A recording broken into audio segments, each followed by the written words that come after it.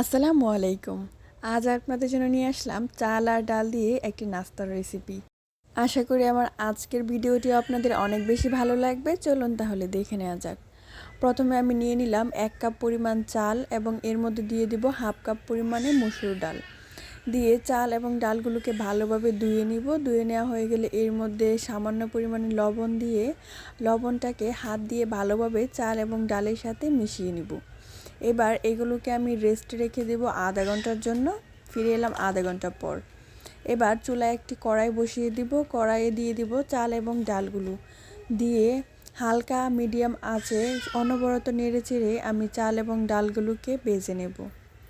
ভাজার এক পর্যায়ে দেখবেন চালের কালারটা এরকম চেঞ্জ হয়ে আসছে, তখন এটাকে নামিয়ে নিতে হবে। আর অবশ্যই পুরোটা সময় চামচ দিয়ে নাড়াচাড়া করতে থাকতে হবে, নইলে দেখা যাবে এক সাইড বেশি হয়ে যাচ্ছে, এক সাইড কম হয়ে যাচ্ছে। একই প্রসেসে আমি সবগুলো চাল ভেজে নিব, ভেজে একটা বাটিতে নামিয়ে নিব। এই তো আমার সবগুলো চাল ভাজা হয়ে গিয়েছে, দেখুন এটা কালারটা এরকম আসছে। এবার আমি এর মধ্যে দিয়ে দিব হাফ কাপ পরিমাণ বাদাম। এই বাদামগুলো কিন্তু আমি ভেজে রেখেছিলাম, সেগুলো এখন দিয়ে দিব।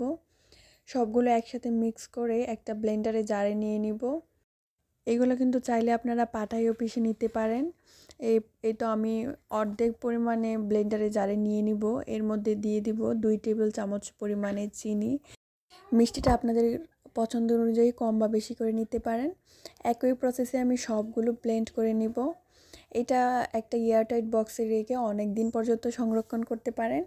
আশা করি আমার আজকের রেসিপিটা আপনাদের অনেক বেশি ভালো লেগেছে। যদি ভালো লেগে থাকে লাইক কমেন্ট শেয়ার করে পাশে থাকবেন। এই দেখুন এরকম গুঁড়া হয়ে গিয়েছে। এবার আমি একটা এয়ারটাইট বক্সে এগুলোকে রেখে দিব নর্মাল ফ্রিজে। আজকের ভিডিওটা এইখানেই শেষ করছি। আল্লাহ হাফেজ।